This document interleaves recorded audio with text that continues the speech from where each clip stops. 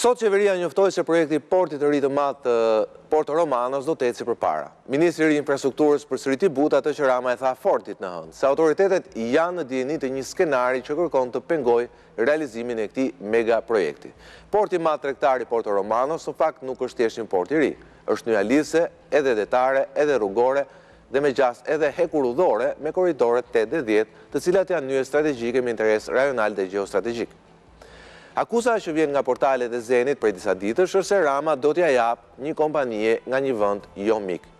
Sigurisht që kjo është e pamundur, sa kohë që te kjo pikë amerikanët nuk tolerojnë askënd, dhe këtë më mirë se të gjithë e di Zeni dhe familja e tij. Por po e njëjta familje ka blerë në fakt që pas vitit 2005 me 100 hektar tokë së bashku me biznesmen serb, të cilët babai i tij ulën tavolinën e sigurisë kombëtare me mënyra të ndryshme, me para, me presion dhe me shpronësime. Kështu në fakt është e qartë se kush është pas këtij skenari, është familja e Gjergj Berisha dhe vendet jo mike.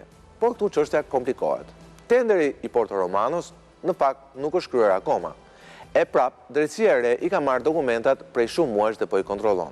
Po kontrollon një tender që nuk është kryer, ose një vepër të imagjinuar penale. Dhe diskutimi këtu ngatrohet edhe më shumë. Deklarimi të hënën i Ramës për këtë çështje u bë pak ditë pasi SPAK detyroi qeverinë të bëjë disa ndryshime të forta që lidhen kryesisht me hetimet që po kryen për saj. Po të hënën Rama paralajmëroi se Partia Socialiste nuk do të miratojë kërkesën e SPAK për një masë të rëndë sigurie për ish zëvendës kryeministrin për një akuzë e cila si shta Rama nuk përfshin korrupsionin. Ky qëndrim i shumicës pason dorëzimin në kuvent të ndryshimeve në kodin penal për çështjen e pezullimit të njerëzve me imunitet, si dhe paralajmërimin e Ramës për ndryshim radikal sa i përket paraburgimit. Masi sipas tij po përdoret nga gjithë llojet e prokurorëve si presion në procese hetimore që sipas tij sërish në shumicën e rasteve bëhen duke paragjykuar të pandehurit. Rasti Balluku si Rama ndryshon kryekëput nga rasti Ahmetaj dhe si i tillë po përdoret nga mazhoranca si një precedent për të përkufizuar më saktësisht kufit e pushteteve në Republikën e Shqipërisë. Pushtetet cilat me ndryshimet kushtetuese të vitit 2016 u pa qartë se u janë mbivendosur njëri tjetrit, pikërisht u vërtetua kjo në rastin Balluku.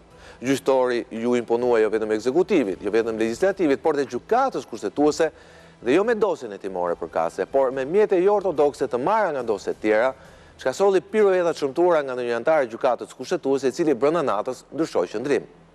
Dhe brenda kësaj optike duhen parë dhe tiparet okulte të skenarit bllokues të Porto Romanos, tipare që siç tha vetë Rama, qeveria i di, i monitoron dhe me gjas edhe do t'i denoncojë.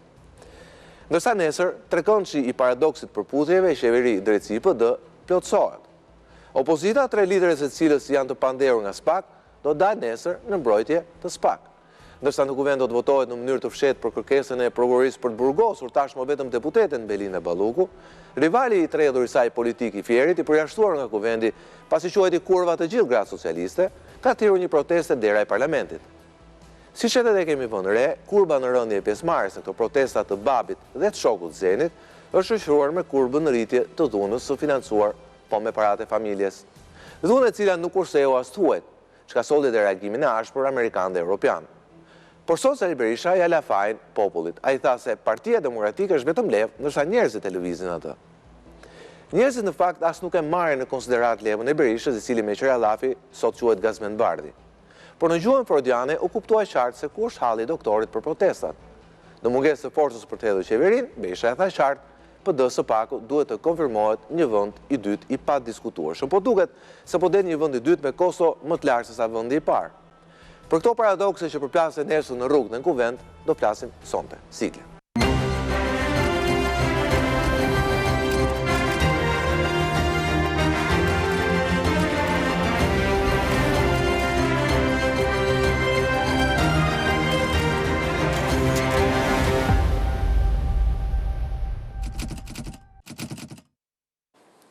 Mirëmbrëma dhe mirë se vini në Ristor me mua sonte në program, janë Ergjys Mërti.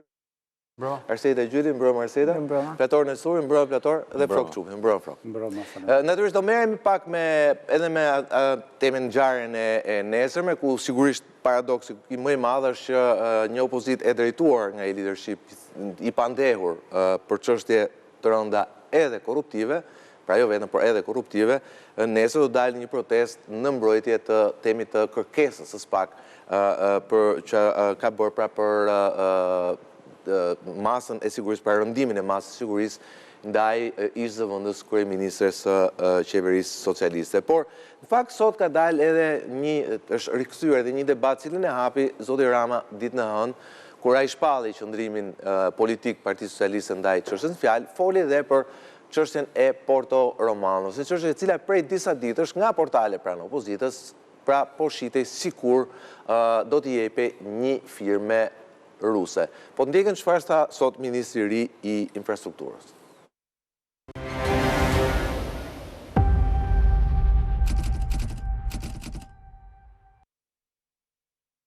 Porti i ri në Porto Romano do të ndërtohet pavarësisht se kompania e vetme është tërhequr nga gara. Pas mbledhjes së qeverisë, Ministri i Energjisë dhe Infrastrukturës Enea Karakaçi tha se arsyeja e daljes së kompanisë nga gara ishin kostot e larta të ndërtimit. Kemi një tërheqje të ofertuesit të vetëm që kishte mbetur në këtë garë, me një arsye.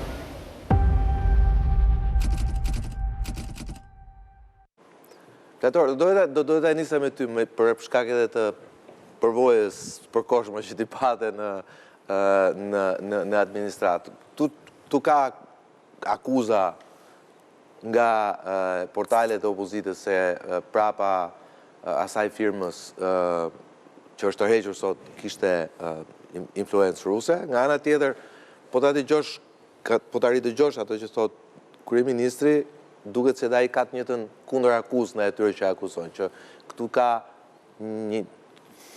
qarqe të caktuar cilët po mundohen ta pengojnë ndërtimin e këtij projekti që duhet thënë është një nyje shumë e rëndësishme apo jo, që lidh korridorin 8 me korridorin 10, pra domethënë që janë korridorë strategjike edhe të BE-s, po edhe temi investime amerikane, të cilat sigurisht Shtetet e Bashkuara i ndjekin me shumë vëmendje. Por këtu ku ngatrohet situata është që Spaku i ka sekuestruar, i ka marrë këto dokumentat e këtij tenderi prej 3 apo 4 muajsh dhe nuk e di pastaj a mund të kontrollohet një tender i cili nuk është bërë, ka pastaj këto kam ato. Ti mund na sqarosh pak më tepër. Për qenë për hir të vërtetës më tepër. Po. Dhe për qenë qartë,